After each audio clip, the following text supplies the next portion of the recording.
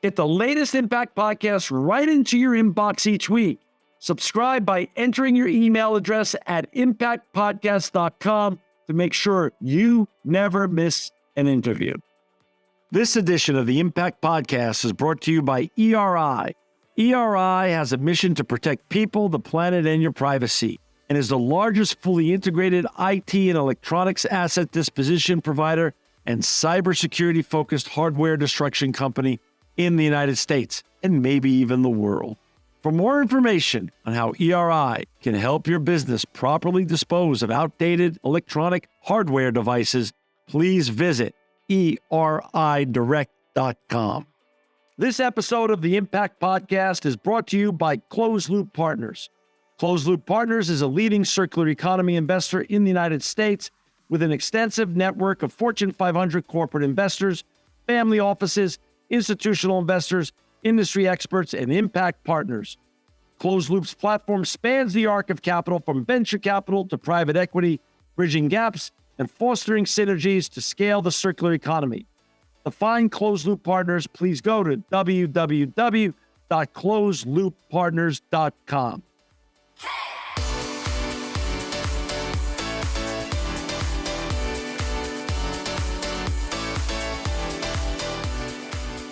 Welcome to another edition of the Impact Podcast. I'm John Shigarian, and I'm so honored to have with us today Pilar Cruz. She's the Chief Sustainability Officer at Cargill. Welcome, Pilar, to the Impact Podcast.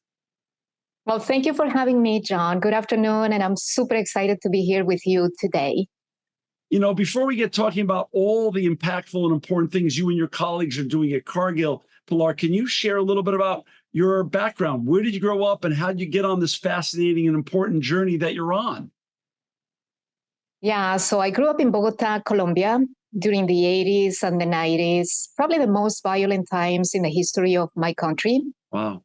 And growing up in Colombia, I saw a lot of poverty, violence, inequalities, social injustice.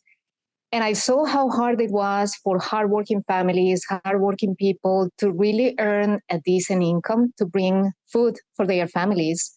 And that, along with my family's values, my dad and my mom, really made me think about pursuing a career where I would have the opportunity to do great things for people and also leave the planet in a better place. So again, excited, super proud of being part of a company that thinks about food security and supporting the planet as well. Did you go to university down there or did you go to university somewhere else? So my undergrad was at the University of Los Andes in Bogota, Colombia, one of the main universities in the country. Okay. And then I worked for a Spanish bank for a while before I came to the US. I moved to Ann Arbor, Michigan, and I graduated from the University of Michigan, the Ross Business School, with a master's degree in business and MBA. Got it. Understood. So now as you and I know, Pilar, Chief Sustainability Officer can, in this world nowadays, be read broadly or very narrowly. If we were to talk about your day-to-day at Cargill, talk a little bit about how you define sustainability there with your colleagues and how broad or narrow is your role in terms of the sustainability journey that Cargill is on? Yeah, and I want to start with a high-level overview of our company, John, because you and I know that we are not a B2C company, so we don't really go, for the most part, directly to consumers. So I wanted to provide a high-level overview of Cargill for those who are not familiar with our company. So we are a family-owned, privately held company based in Minneapolis, Minnesota. We've been in business for 159 years, remaining private, which is remarkable. Yes.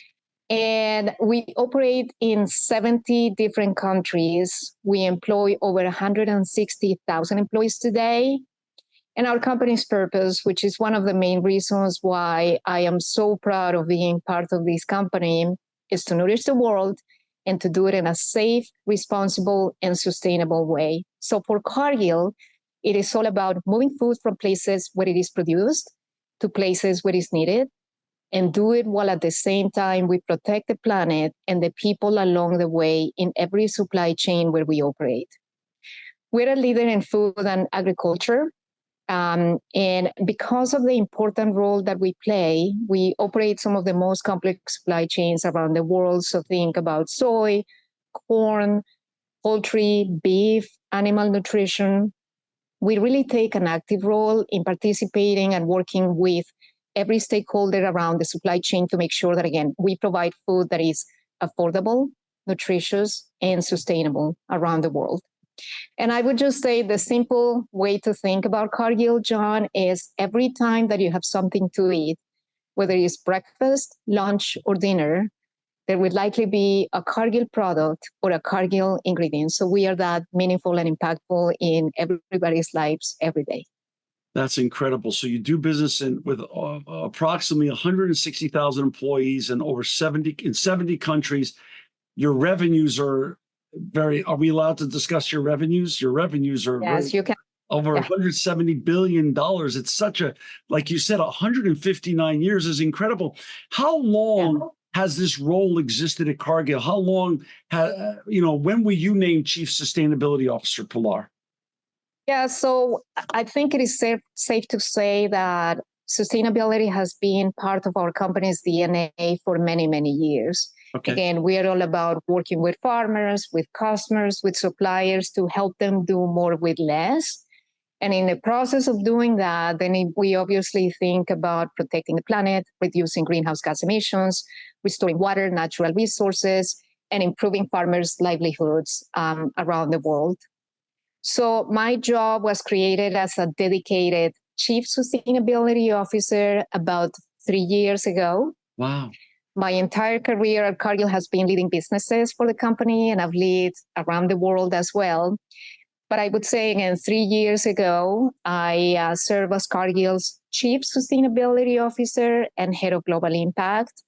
So the corporate communications function reports to me, as well as corporate responsibility, which is all of the community work we have going on in the company, environmental and social sustainability, as well as ESG reporting, which is becoming a very important capability for Cargill, especially today. And we're going to get into that in a second. For our listeners and viewers, to find Pilar and her colleagues at Cargill and all the important, impactful work that they're doing, please go to www.cargill, Cargill.com, Cargill.com.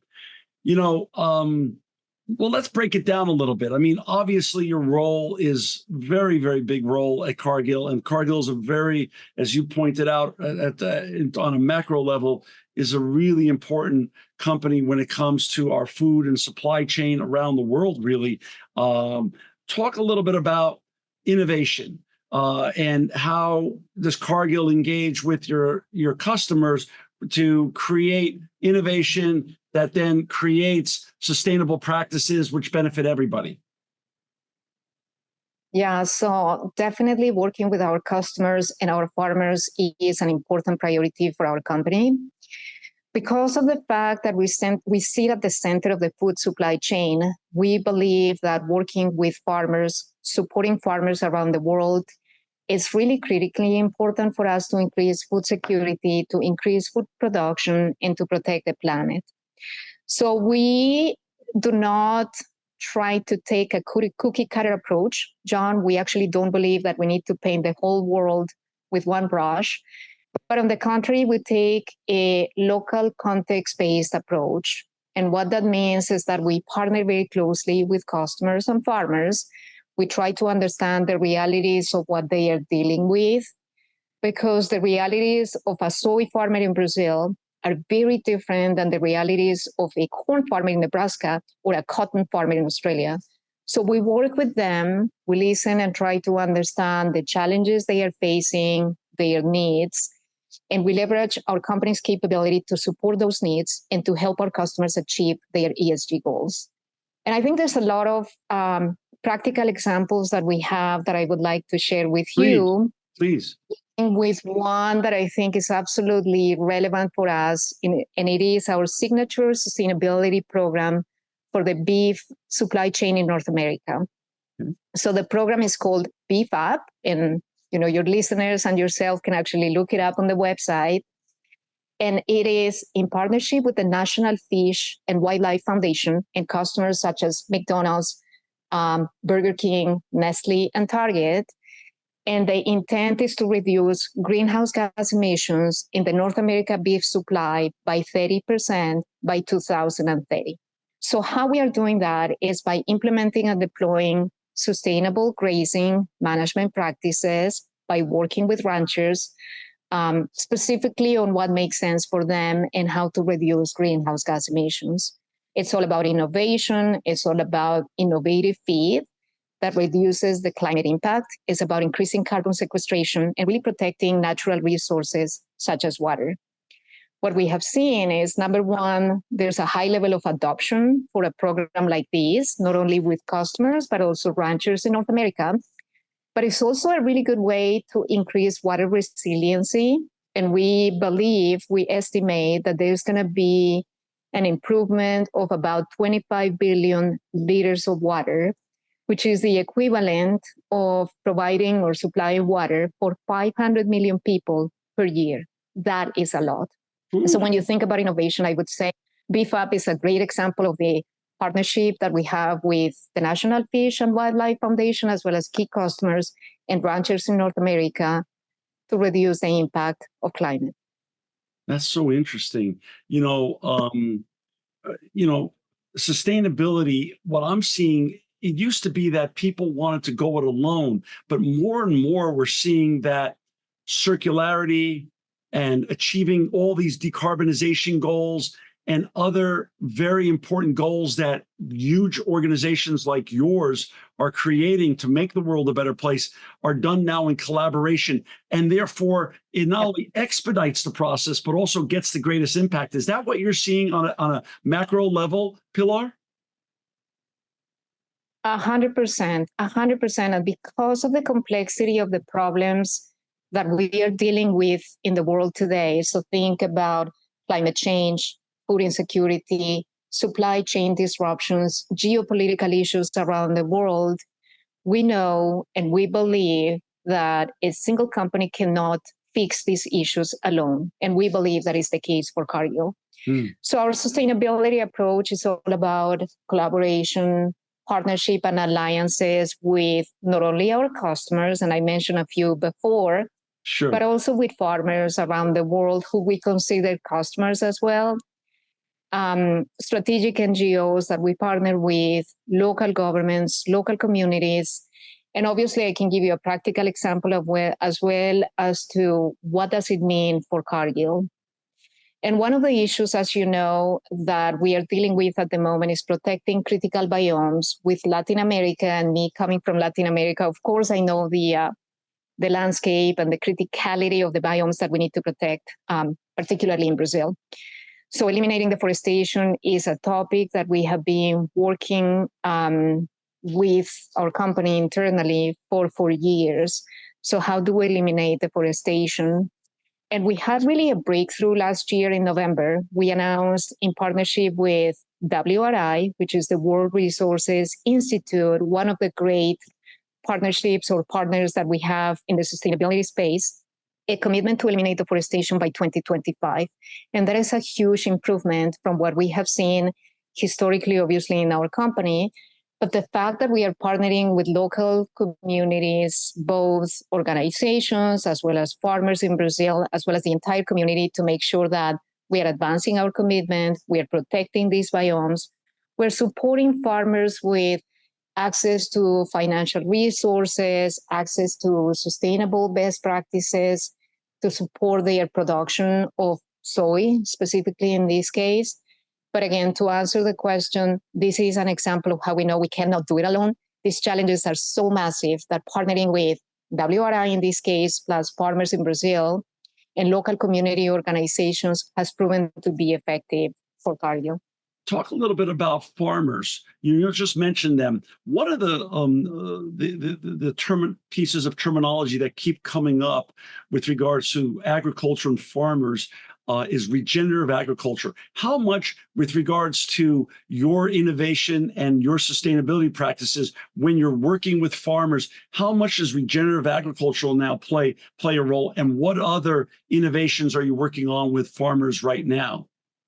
Yeah, so obviously climate change, protecting the soil, making the soil more resilient is an important opportunity for farmers. And we hear that every day, again, whether it's in Latin America, Asia, Europe, Africa, or North America, it is an important element of what our farmers are dealing with today. And regenerative agriculture is obviously one of the priorities for our company. We have produced a few years ago our signature regenerative ag program in North America called Regen Connect, which actually pays or provides farmers with an economic incentive for environmental outcomes. So the more greenhouse gases that a farmer reduces, the more compensation they get.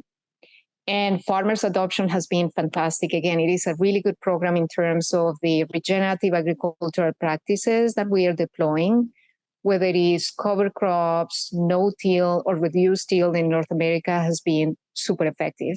But again, to my point before, some of the farmers are dealing with different conditions, whether it's climate, soil, precipitation, the temperature they are dealing with. So we actually, working closely with farmers in Australia, introduced a similar program called Sustain Connect, but it's very, very specific for the farmer needs in Australia.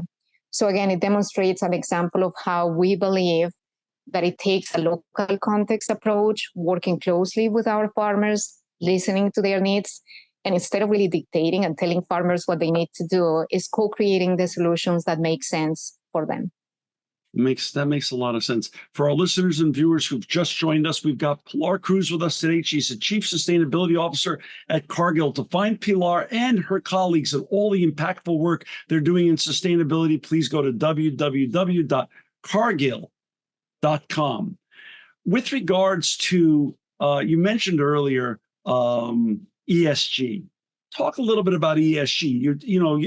You tied it back to your youth and understanding and up close and personal, seeing the inequalities and inequities that can exist in any culture, in any society, and wanting to make the world a better place and more equitable place was something that's part of your DNA. And as you point out, Pilar, Cargill has been acting sustainably as part of their DNA. And way before they created a chief sustainability role. Explain a little bit about, when you take over and you're given a new role that's called Chief Sustainability Officer, it's almost that proverbial blank page, and it's easy to get lost and overwhelmed. How do you break down environmental, environmental issues that you need to attack? Obviously, that includes decarbonization and water issues, which you gave a great example of earlier. And now it also goes into this massive trend of the shift from the linear to circular economy, and this also other trend of ESG and making the world a more equitable place. Talk a little bit about how you spend your days and in terms of juggling all those very important topics. And where are we now on the ESG journey with regards to what you do at Cargill? Yeah, there's a lot to unpack in there. That's a really great question, John. I know. Sorry for I'm just going to start by simply saying that for Cargill, sustainability is not a new initiative. It is not a new project. It is not the flavor of the month. When you go to an ice cream shop, there's always a flavor of the month, chocolate, vanilla, strawberry. It isn't like that. For us, we make it, we made a deliberate decision to ensure that sustainability is aligned with our company's purpose. And I mentioned that before, to nourish the world and to do it in a safe, responsible, and sustainable way. The word sustainability has been part of our purpose since the inception of our purpose. So it's nothing that we added now because it's important. It's the buzzword of the moment. Not the case. So we start with the fact that sustainability is part of our company's DNA. It is part of our company's purpose, and it is how we run our businesses and how we think about supporting our customers as well. So we begin by taking a very practical and pragmatical approach to sustainability. Our business leaders are fully aware of the criticality of sustainability. We partner with our customers to understand their needs. And we partner with our customers to ensure that we help them achieve their ESG goals, thinking about sustainability as a core capability that we have developed in our company. So it isn't me coming up with a new project or a new initiative. And also, I think it's important that the commitment from the top has truly made a huge difference in our company. My boss, the CEO of Cargill, Brian Sykes, is fully committed to sustainability. I report to Brian. I'm a member of the executive team, and together with my peers, we have conversations about investments that we are making, commitments and progress against our commitments, compliance, obviously, particularly as it relates to the CSRD, EUDR, CSDDD, or even the requirements around reporting in North America or any country around the world.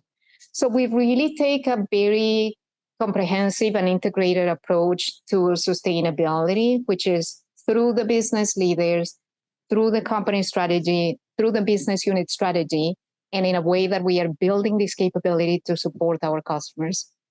And I would say because of that, again, the conversations, even though they are challenging, they are a lot easier because all of us are fully aligned in terms of our company's intent related to our purpose, related to sustainability and supporting our customers. That's all. So I spend my time obviously making that very strong connection between how to run our businesses. And this is why I believe my commercial background has been very useful for our company. I don't have a sustainability background other than probably the last 5 years. But before that, I had the opportunity and the privilege to lead businesses for Cargill.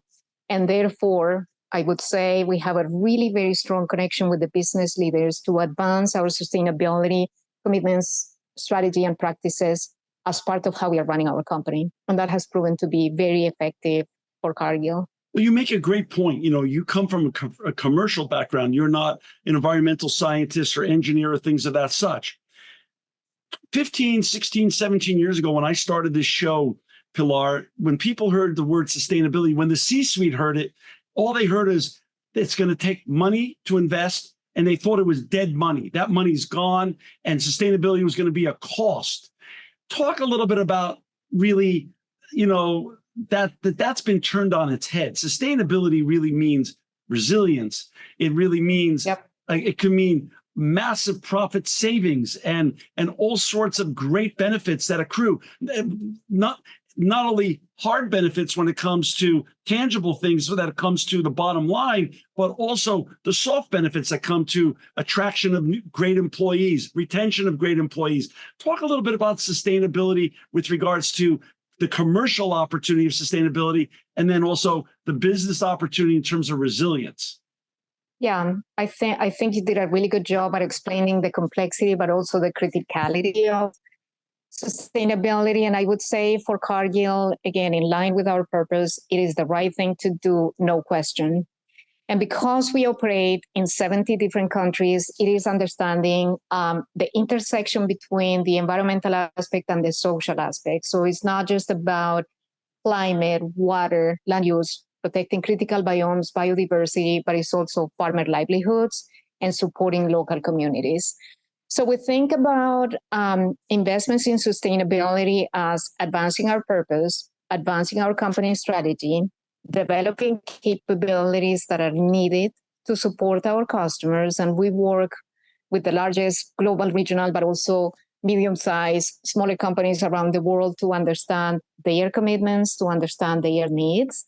And occasionally, I would say, John, some of the questions from our customers are less about sustainability, depending on where they are in the world, and more around efficiencies, improvements, which, to your point, everything that we do to make or to improve the operations of our customers, to reduce the use of electricity or energy or power or water or fertilizer, has a tangible economic benefit for them, which is important for us to explain and to understand, because then you see that our solutions, our investments have definitely a top line or bottom line benefit for our customers. And we are investing. I shared the example of BFAP, which is truly an exciting investment that we have in partnership with our customers, but we are co-investing, partnering together, because we understand the criticality of helping our customers achieve their goals, do what is right for the planet, for people, complying at the end of the day. And ultimately, I think talent attraction and retention. I've had the opportunity to interact with our interns this year and last year, and I can tell you that by far one of the main questions they keep asking is more about sustainability. Very curious and interested about, tell me more about your scope 3, tell me more about scope 1 and 2, what are some of the examples you have? And it's fascinating because I think the more and more that we understand what the next generation of future employees are asking for, it's all about values and planet, sustainability, protecting people, social equality is certainly at the top of the list. You mentioned that Brian, your CEO, who you report to, it all starts from the top, and I so believe your idea about that. That is so important. That from the top down, sustainability has to be a key important pillar of every organization. Talk a little bit about how size matters. Obviously, at your size, and how you touch almost everything on our food plate every day, and over 170 billion in revenue with over 160,000 employees. Size matters because when you do something, Pilar, and Cargill does something, it makes a true impact. The needle moves. But talk a little bit about the counterproductive, situation when it comes to that kind of size, 160,000 employees. How do you best communicate with them so you get them aligned on the sustainability journey and you create ambassadors out of a large part of those great employees at Cargill? Yeah, I think communicating in a more proactive and strategic way is always key. Whether you're thinking about your internal audiences or external audiences is super important, and we are definitely doing our part. We're a private company, and therefore we are probably expected to communicate, or report less. Nonetheless, we have taken a very proactive and strategic approach around communicating internally, but also externally, because our customers, it is important for our customers, it's important for our partners, our suppliers, our farmers. So we are definitely taking a more strategic approach about the work we do. And again, it begins to me less about the headlines and the big commitments and more about the impact that we are truly having around the world. It is about explaining the criticality of how we are embedding sustainability as part of the business strategy and really driving the acceleration of our sustainability strategy through our business leaders. But truly having discussions about what is it that what is the role that every employee has to play. Little things like projects that help us in reduce the use of energy at a plant, reduce greenhouse gas emissions at a plant, improve the use of water at one of our, animal nutrition feed mills. And I can give you many examples of how employees have raised their hands and said, hey, I have an interesting idea. Here's what I think we should be thinking about. And many of those we have gathered through, just to give you an example, the Sustainability Data Challenge. And we introduce a sustainability data challenge, and we challenge all the employees around the world to give us ideas, initiatives that could be, important to help us advance sustainability, our sustainability strategy. And I was thrilled and excited to see the creativity, the level of, boldness in just the great ideas that we got from around the world. And we celebrated some of them. Some of them are actually probably going to be taken to the next phase of potential commercializing these solutions. And it's fantastic. So the more you engage your employees, the more you proactively communicate externally. I think it's helping us communicate clearly our company's purpose, our intent, and how important our company is and how consequential Cargill is around the world. So interesting. Talk a little bit about ESG. As a sustainability and the shift from the linear to circular economy and ESG are all relatively new terminologies and new trends that are here to stay, thank gosh. But with all new trends, there becomes a need for some form of regulation or guidelines. And obviously, Europe is creating their own set of guidelines. Gary Gensler and the SEC and other organizations in the United States are creating guidelines around these issues. And then in Asia and South America are as well. Talk a little bit about the patchwork quilt of guidelines, how difficult is that to navigate, and how can there be some harmonization of these to make it easier for great leaders like you to navigate these so you could focus on, the main thing, which is the main thing, instead of having to worry about this whole disparate patchwork quilt of guidelines that seem to be being created around the world with not a lot of harmonization in mind. Yeah, I think you hit the nail on the head as it relates to the complexity of the topic, particularly from a policy perspective. Yeah. And it's not just about reporting, but it's around complying, it's around due diligence, it's around expectations from a human rights, from a climate change, from a deforestation perspective. We work very, very closely with our government relations team as well as the legal team to first and foremost understand the regulatory changes and policies that are coming to our company, to better understand the impact, the implications, both for Cargill and for our customers.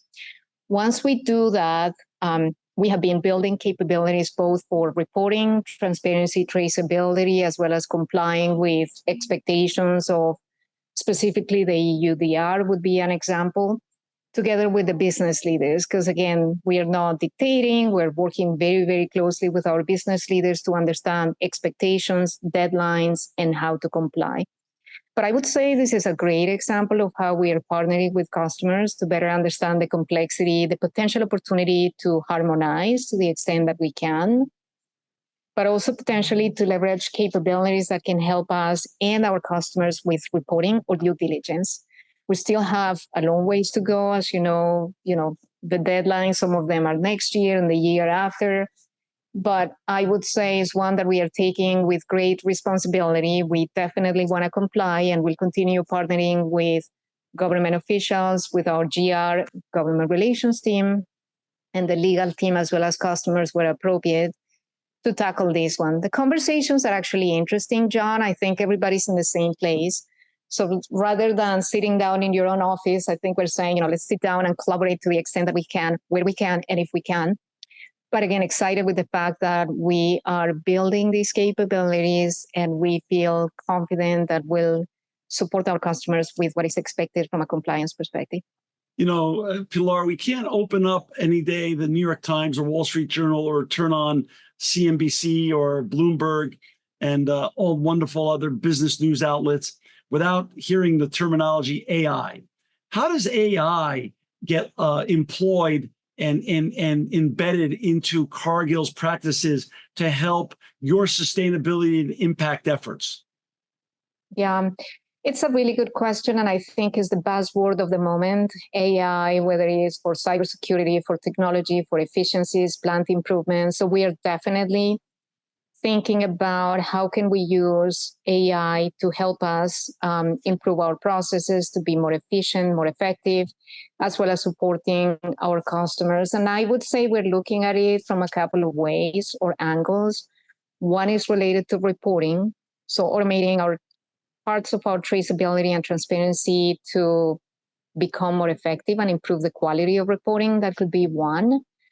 But I think the other one, and that's probably not so soon, which would be technical solutions in partnership with farmers that can help our farmers be more efficient and more effective. I think it is too soon for us to talk about a specific tangible solution in the sustainability space, other than, again, probably the solutions that we are developing around transparency and traceability. So as I mentioned before, we operate many supply chains around the world. And one of those is the cocoa supply chain. I had the opportunity to visit West Africa, I think 2.5 years ago, and understood the criticalities and the complexities of farms in Cote d'Ivoire and Ghana. So together with our customers, our teams develop a digital solution called Cocoa Wise. And it's a platform that helps our farmers provide or input the data related to their farm. So the size of the farm, the geolocation of the farm, the specifics around, greenhouse gas emissions, number of people that work at the farm, capture all that data and make it accessible for our customers, which I think is a nascent example of how we are leveraging technology. And again, I think it's a huge opportunity for Cargill. So one that we are exploring carefully and thinking about what opportunities do we prioritize. Pilar, does Cargill, do you put out now a sustainability impact report on an annual basis as an internal scorecard for not only for all of your colleagues to look at and be proud of, but also for your customers and other people that are part of your massive ecosystem? Yes, we do. And we published our latest ESG report last year in November before COP.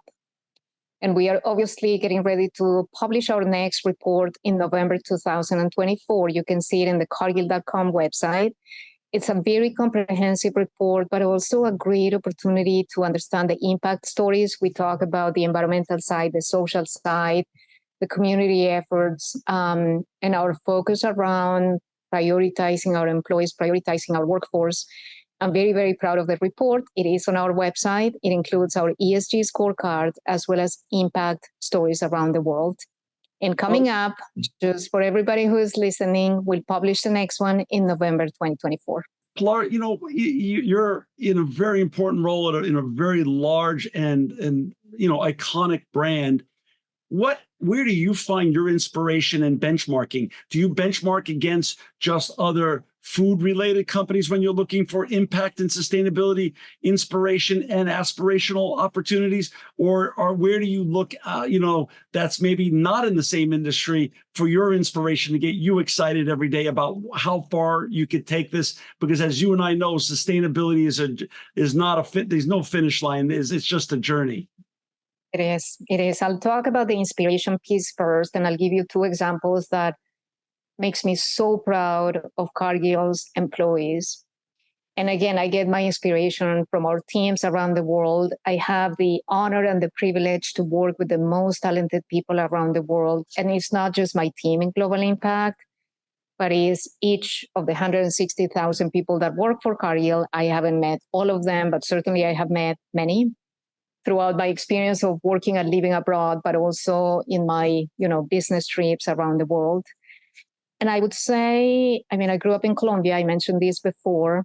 And I took my birth certificate for granted, John, because when I was born, my mom came home with me and my birth certificate home, and I never even thought about it because I had access to education and healthcare.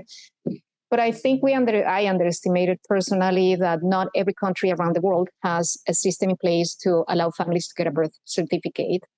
And when I had a chance to visit West Africa, I saw how difficult it is for our farmers to get access to their birth certificate.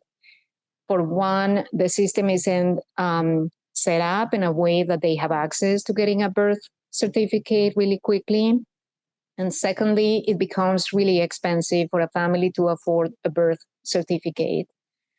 So together with our employees in West Africa, partnering with local community organizations, we set up a system where we allow families to get a birth certificates for their children for free, which gives them an identity, access to education, access to school. And it makes me very proud because our teams didn't give up, didn't give in, and didn't say, well, okay, there's not a whole lot we can do, but they work really, really hard, the local Cargill teams in West Africa, to make it happen. So that's how I get my inspiration, just an example of little things that make a difference.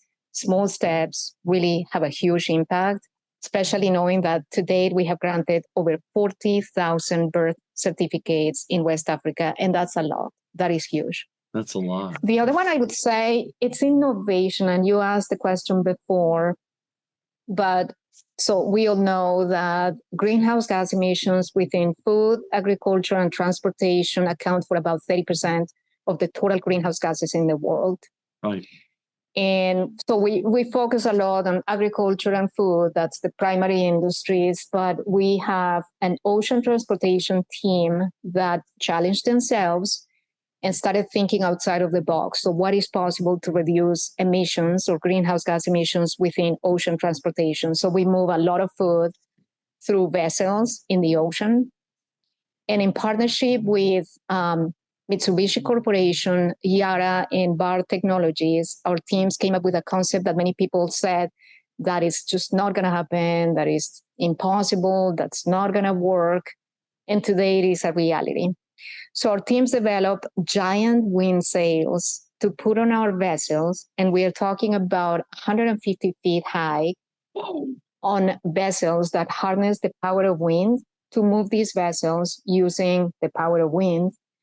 And the first vessel, which is the Pyxis Ocean, and you can also Google it, you can find it online, actually moved food around the world, from China, Brazil, into Europe. And I think that is a great example that truly inspires me and say, how can we raise the bar? How can we do more? How can we continue finding and identifying these great opportunities or these great partnerships that can help us in coming up with what many people thought was not possible? And that's my source of inspiration. I love it. Pilar, we're halfway through 2024. And so we have the rest of the year to go. And then, and when you look at what gets you excited right now about opportunities that you're working on with your colleagues at Cargill to create more impact and more resiliency at Cargill for you and for your customers and ecosystem of everyone you get to touch, what gets you most excited? What one or two most things what projects are you really excited about as we have another 6 months left in this year? So what gets me excited is, again, number one, the people that I get to work with. Number two, we are problem solvers. We love to think about this challenge of climate change, food insecurity, partnering with great organizations around the world and tackling these issues. But I would say I'm excited about the fact that we are gaining momentum, John, that we are finding solutions that have been accepted and supported by customers and farmers.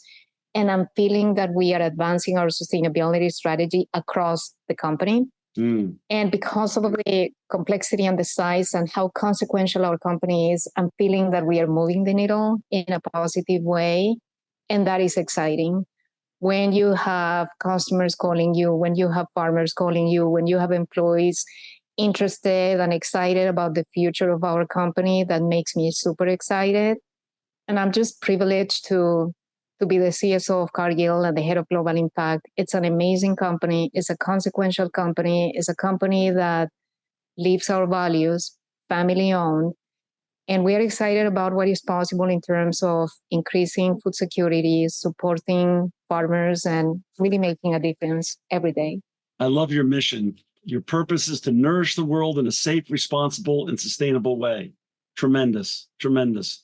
And thank you for your time today, Pilar. I hope you get to come back on the show because the journey is long and it's not easy, but it's fascinating and important to have great leaders like you share this journey to inspire others out there that are just getting on the journey or at some other point where they are to get inspired by you, because I'm inspired by you. And it's just wonderful to have you on today. For our listeners and viewers to find Pilar and her colleagues and all the important work they're doing in sustainability at Cargill, please go to www.cargill.com. Pilar, thanks again for your time today. But more importantly, thank you and all your colleagues at Cargill for making the world a better place. Appreciate that. Thank you for having me, John, and look forward to continuing the conversation. Thank you. This edition of the Impact Podcast is brought to you by Engage. Engage is a digital booking platform revolutionizing the talent booking industry. With thousands of athletes, celebrities, entrepreneurs, and business leaders, Engage is the go-to spot for booking talent, for speeches, custom experiences, live streams, and much more.